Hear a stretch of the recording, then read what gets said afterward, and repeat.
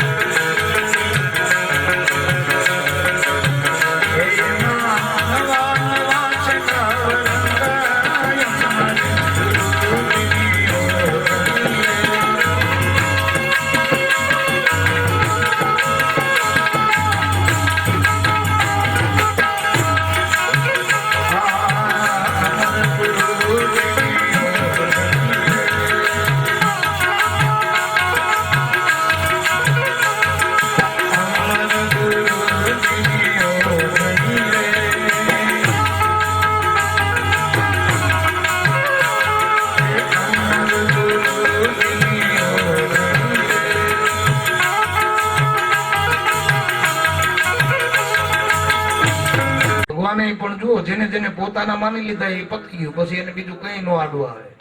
કોઈ બીજા હાવ ખૂબડી હતી પણ ભગવાન એને પોતાની માની લીધી ને, પતી ગયું. હે અજાબી સજનો કસાય. હે આવા આવા અધમ જીવોને ભગવાને એમ કીધું હવે તો આ મારો જીવ છે બસ, પછી એને કોઈ દી ઉની આંચ નો આવવા દે. બહુ સરસ મજાનો એક પ્રસંગ છે, મને બહુ યાદ આવે છે, કહી દઉં કે હાથી જયારે તરસ્યો થયો અને સરોવરની અંદર પાણી પીવા માટે ગયો અને ત્યાં હાથીને મગરે પકડ્યો, હાથીનો પગ. જરાક આમ બેહો ને એટલે તમારું મોઢું દેખાય એમ. હા હા એમ. એટલે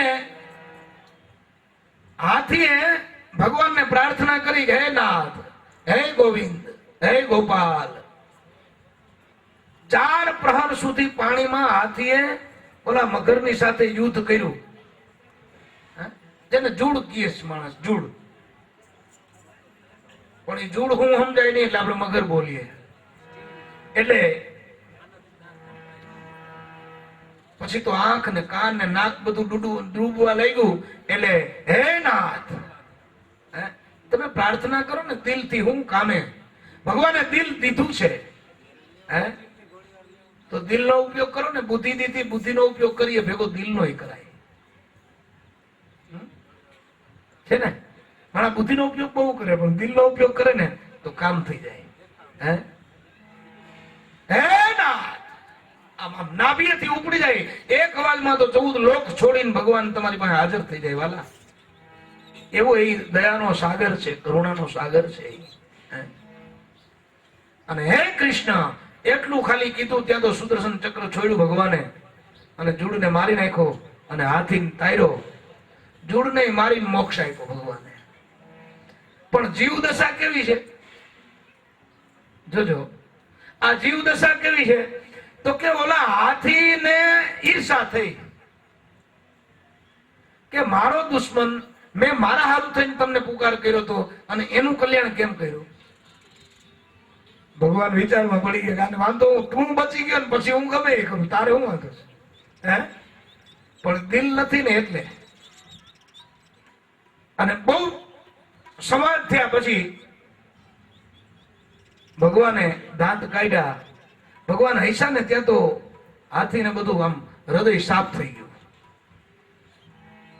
અને ભગવાને કીધું કે ગજરાજ, મેં એને હું કામે તાર્યું એ તારે સાંભળવું છે? મેં એને શું કામ મોક્ષ આપ્યો એ તારે સાંભળવું છે? તો કે હા. તો કે એ ભલે ભાવે કે કભાવે પણ મારા ભગતનો પગ એને મોઢામાં લીધો હતો. તારો પગ ગજરાજ એ જુડે એના મોઢામાં લીધો હતો. એને જો મારા ભગતને, જે કોઈ મારા ભગતના પગને ચૂમે અને એનું જો હું કલ્યાણ ન કરું તો મારું વિરુદ્ધ લાગે ગજ. હે આવા સંતો આ ભારત વર્ષના. આ શબ્દ આ દિલની વાત છે. બુદ્ધિની વાત શું હોય? નારે ના હોય એવું કોઈ આ બુદ્ધિમાં ઉતરે જ નહીં. કઈ હું હાથી પાણીમાં હોય, હાથી હું થોડો ભગવાનને ઓળખતો હતો, ત્યાં ભગવાન આ બુદ્ધિ. પણ ના હો ભાઈ, ભગવાન ગમે નહીં આવે. ભગવાન ગમે તે રૂપ લઈને આવે, ગમે તે રીતે આવે, ગમે તે સમયે આવે. અને જો આપણી ભાવના હોય, આપણી લગ્ની હોય, આપણી ઈર્ષા બધી દૂર થઈ ગઈ હોય, નિંદા દૂર થઈ ગઈ હોય, હૃદય સાફ હોય, તો જ્યાં સમરીએ ત્યાં એ હાજર છે, પ્રગટ છે અને દર્શન આપે છે. આજની તારીખમાં અત્યારે આ કલયુગમાં મારા રાયડું બહુ નાખે પણ કલયુગમાં ભગવાનના દર્શન કરવા થાવ હેલા. આગળના જમાનામાં સતયુગમાં તો 60,000 વર્ષ, લાખ વર્ષ, 5 લાખ વર્ષ સુધી ભજન કરવું પડતું, તપ કરવું પડતું ગુફાઓમાં કરીને. અત્યારે 60 જ વર્ષ છે. આપણને ભગવાન એ ન કહી શકે ને. ભગવાન કેવી રીતે કહી શકે તું 2 લાખ વર્ષ તપ કર? હે કહી શકે? પાછું કેવું તો કે આપણને સંતોએ હેલું કરી દીધું તો કે આ 60 વર્ષની અંદર આપણે બાળપણમાં ખેલી કૂદી લેવું, ભણી લેવું, પછી ભણી લીધા પછી નોકરી મળી જાય, નોકરી મળ્યા પછી આપણે સગાઈ કરીને લગ્ન થઈ જાય, ગૃહસ્થાશ્રમની શરૂઆત થઈ જાય, ગૃહસ્થાશ્રમમાં પછી આપણને પાછા આપણા સંતાનો થાય, એને પૈણાવીએ, હણાવીએ, ભાગભોગ આપીએ, બધું કરીએ અને પછી ભજન કરીને આ બધો ત્યાં વ્યવહાર પૂરો થઈ જાય ને ત્યાં આપણો મોક્ષ પણ પૂરો થઈ જવો જોઈએ. એને જીવન જીવતા આવડું કહેવાય. ઓલો એક છેડો રહી જાય પછી કરશું પછી કરશું પછી કરશું પછી ઓલો છેડો ભેગો થાય આમ હે ન થાય બે છેડા હારે લઈ જવા જોઈએ આપણે એમ કઈ ના ના આ ગાડાનું પૈડું પછી હાંકીશ ઓલાને પેલા લઈ જાવ તો ગાડું હાલે બેન ભેગા હાંકવાના હોય હે મારે એમાં ગાવું છે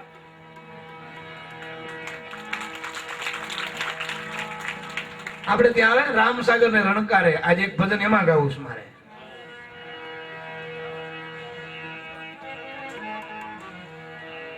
માટે સંતોના ચરણમાં કાયમ ને માટે નતમસ્તકે એના દાસ થઈ એને આધીન થઈ એને નિર્મળ થઈ બેહો ને આવો આવો આવો વાહ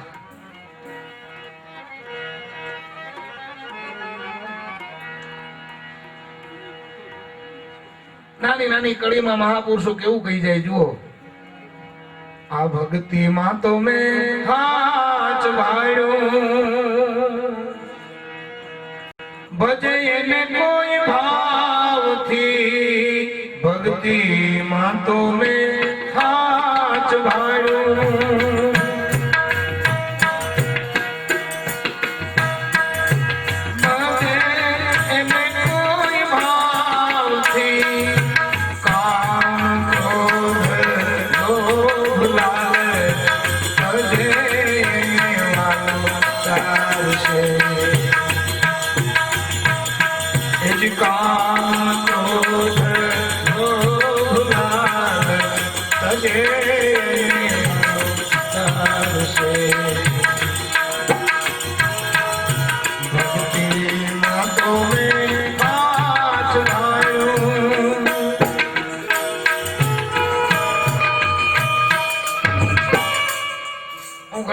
મુંબઈમાં બોરીવલીમાં મારા એક મિત્ર ત્યાં રોકાણો હતો 8-10 દિવસ પછી ઘરેથી આમ બહાર નીકળ્યું તો ગોલાન રેકડી વાળો ઉભો હતો એ રેકડીમાં એમ લખ્યું હતું પાછળ બોર્ડ મારેલો હતો કે હું સચ્ચા અને ગાંડા બેસ્ટ એટલે હું એ વાક્ય સાંભળીને ગોલો ખાઉં બોલો હું સચ્ચા ગાંડા બેસ્ટ મારા ભેગા ઓલા ભાઈ મને કે તમે કાયમ ગોલો ખાવ છો કોઈ દી આમ તો ક્યાંય ખાતા નથી ને અહીં કેમ ખાવ અને આ કાયમ વાંચો મેં કે વાક્યનો અર્થ શું થાય મને કે આલું આમાં કઈ સમજાય એવું નથી મેં સાંભળવું તો કે હા હું જરાક મસ્તી એ કરતો મેં સારી મજાની નકરા દૂધની કડક એકદમ સરસ કડક મીઠી ચા બનાવીને પા એટલે તને કહું હે એ કે હાલો પાછા ઘરે જાય આવી સત્સંગની લગની જોઈએ ઘરે પાછા જઈને બેહીએ અને પછી ઘણી બધી વાતો કર્યા પછી હું એને એમ કહું હું સચ્ચા અને ગાંડા બેસ્ટ એનો અર્થ એટલો જ થાય કે હું સાચો છું એ કોણ કહે તો કે આત્મા હું સાચો અને મારી પાછળ જે ગાંડા થયા છે ને એ બેસ્ટ